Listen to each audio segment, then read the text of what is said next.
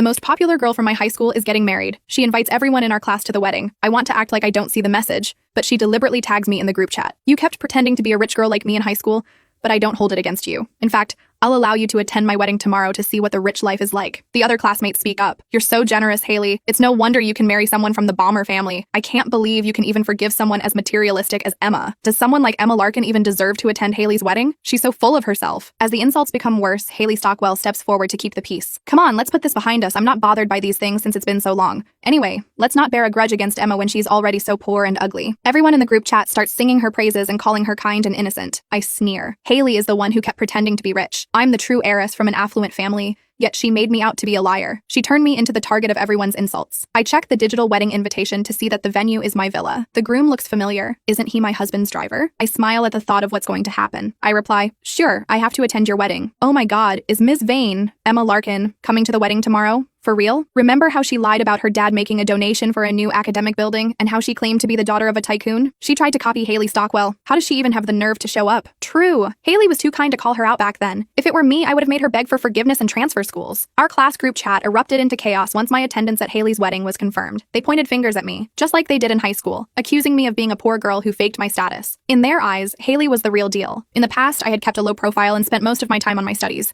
I did not dress up or make friends, and I looked just like a nerd. In contrast, Haley was youthful and eye-catching. She was familiar with the high society lifestyle, which misled everyone into thinking she was the daughter of a tycoon. That was why they sneered at me, the way they did in the group chat. I snickered coldly while wondering if their attitudes would change once they saw me at the wedding. Haley's wedding was hosted at a villa the next day. To flaunt her status, she spent a fortune to make the venue look extra grand. The empty villa had been adorned with exquisite decorations. Staring at my villa, which had undergone massive changes, I pulled out my phone to ask the butler about it. At that moment, I spotted Haley's lackeys surrounding her in the main hall. They were fawning over her. Haley, your wedding is grand. The villa is so spacious, and your wedding dress looks expensive. I assume your husband is loaded. Of course he is. Haley is marrying the CEO of Novolux Group. He's the cream of the crop. Did you know he pulls in an annual salary of a few $1,000,000? He's hot and rich. How I envy Haley. She grew up a princess and found herself a prince. The classmates gushed about Haley, who looked smug from hearing all the praises. I was surprised to hear Haley introduce my husband's company, the Novolux Group, as her husband's. With a hint of mockery, I taunted her. If your husband is that rich, why would he borrow someone else's villa for the wedding? My words cut through the air, drawing the attention of Haley and her clique. Their smiles vanished and were replaced by sour expressions. With their arms crossed, they sneered back at me. Emma Larkin, can't believe you actually had the audacity to show up. Have you no shame? Besides, the villa belongs to the family of Haley's husband.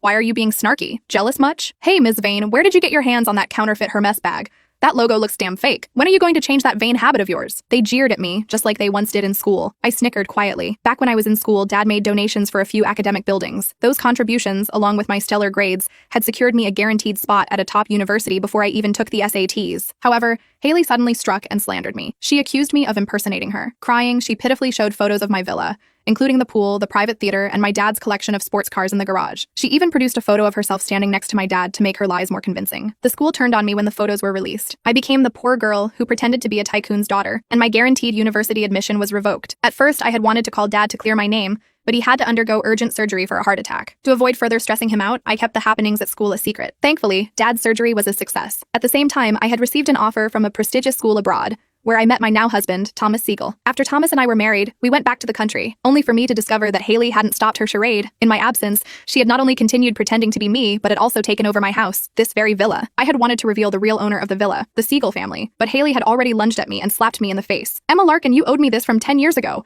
I'm settling the score now. Never had I thought Haley would lay a hand on me. Caught off guard, I stumbled and fell. My cheek was burning red and swollen. I was utterly humiliated. How dare you hit me? I growled. What's to stop me? Back in school, you impersonated me, saying you were the rich daughter of a tycoon. Now you're spreading rumors that my husband doesn't own this villa. You're asking for trouble. Haley was seething with rage. Her face was twisted as she stormed up to me. Gritting her teeth, she threatened me. Do you have any idea who my husband is? He's Joel Baumer, the CEO of Novolux Group. What makes you think you have the right to question him? At her words, a few of her lackeys sneered at me with disdain. Did you hear that? Haley's husband is Joel Baumer, the CEO of Novolux Group. That company is worth billions. Only a rich girl like Haley could marry into such a powerful family. Not some pathetic liar like you, Emma. Emma, you shameless fibber. You impersonated Haley in school, and you're now spreading lies about Haley at her wedding. Apologize to Haley right now for looking down on her, or don't blame us for getting rough with you. Don't waste time with this lowlife. Emma, you've crossed the future wife of the Novolux Group CEO. Girls, let's teach her a lesson for Haley. With that, they charged at me. They yanked my hair and slapped me across the face. The sting from the slap was immediate. I was stunned, but they weren't done. They shoved me to the ground. They cursed me. kicked me, and tore at my clothes and bag. Pain coursed through my body and my rage boiled over. I shouted, "Stop! This villa is mine! Get out!" Taken aback, they paused for a moment before bursting into laughter. Their voices dripped with mockery. "Looks like Ms. Vane is acting up again. This time she's not pretending to be a rich girl, but she's claiming to own the villa. Ha ha ha ha ha.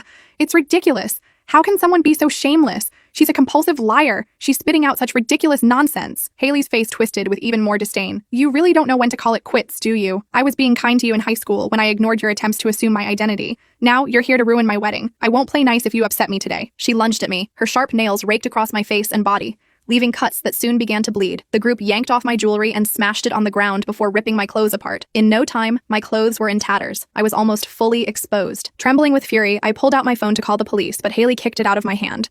I said through clenched teeth, "Enough. This villa is mine. If you don't believe me, get the butler to bring the property deed." They all froze for a moment. Just then, a car could be heard outside and someone shouted, "Haley, the butler is here." Haley's face changed, and I let out a sigh of relief. Finally, someone could prove my identity. Just as I was about to call for the butler, John Kaminsky, I saw him approach Haley. A broad smile appeared on his face as he eagerly handed over a set of keys. "Mrs. Balmer, you look so beautiful today. These keys are from Mr. Balmer. He asked me to give them to you." Haley's face beamed with pride as she took the keys. Then she pointed at me. "John, you've come just in time. This mad woman keeps claiming she owns my villa. Please tell everyone whose villa this really is." "That's nonsense. This villa belongs to Mr. Balmer." John grinned obsequiously, practically licking Haley's boots as he spoke. As soon as the words left my mouth, everyone looked at me with even more disdain. Some even spat at me. Fury rose within me. Ignoring the blood dripping down my face, I gritted my teeth and glared at the butler while shouting, "I don't care who paid you to spread these lies, but this villa belongs to the Siegel family. My husband, Thomas Siegel, is the rightful owner. How dare you show up uninvited to throw a wedding and then lay your hands on me? If my husband finds out, you won't get away with this." As I shouted in anger, Haley burst into laughter.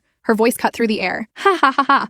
You say you're Thomas Siegel's wife? Who is that man? I've never heard of him. He's probably some poor beggar. Of course, a lowly woman like you only deserves to be with a beggar." In that desperate moment, I summoned all my strength to shove Haley away and bolted out of the restroom. I raced toward the exit of the villa. Haley, whom I had knocked to the ground, screamed, "Hurry! Grab that woman and bring her back." My clothes were shredded into rags, and I was a total mess. But my car was parked right outside the villa. I would be safe if I could just get to it. I clung to that hope as I ran toward the car. Just as I reached the door, they caught me. They slapped me in the face once more. "How dare you run away? Oh, do you have a car? Let's see who you're sleeping with to afford that car." "Well, no wonder you're so slutty. Turns out you're just a whore who sleeps with old men for money. Girls, smash her car." "Whoa, is this a top-tier BMW? Emma, looks like your body is worth quite a lot. No wonder you could show up to Haley's wedding to make a scene. Guess what? We'll ruin your career." Haley, watching this, seemed utterly pleased. She smiled at her lackeys and said, "You guys are the best. Don't worry. Once I marry Joel, I'll introduce you to some of the managers from Novalux Group. You'll all get to feel what it's like to have a successful boyfriend." The lackeys cheered and rushed over to thank Haley. They nearly bowed at her feet. Just then, the groom finally arrived. Joel stepped out of the car. He saw the flames and frowned as he walked over. "What's going on?" Haley immediately rushed to him and said, "Don't worry, darling, she's just a vain, slutty woman trying to ruin our wedding. I've already taught her a lesson." "Who's trying to ruin our wedding?" Joel's face darkened as he wrapped his arm around Haley and coldly huffed. "I'll need to take a look at the woman who has the guts to do so." He marched straight toward me. He suddenly froze. Staring at me in shock, he stammered, "Mrs. Siegel, why are you here?"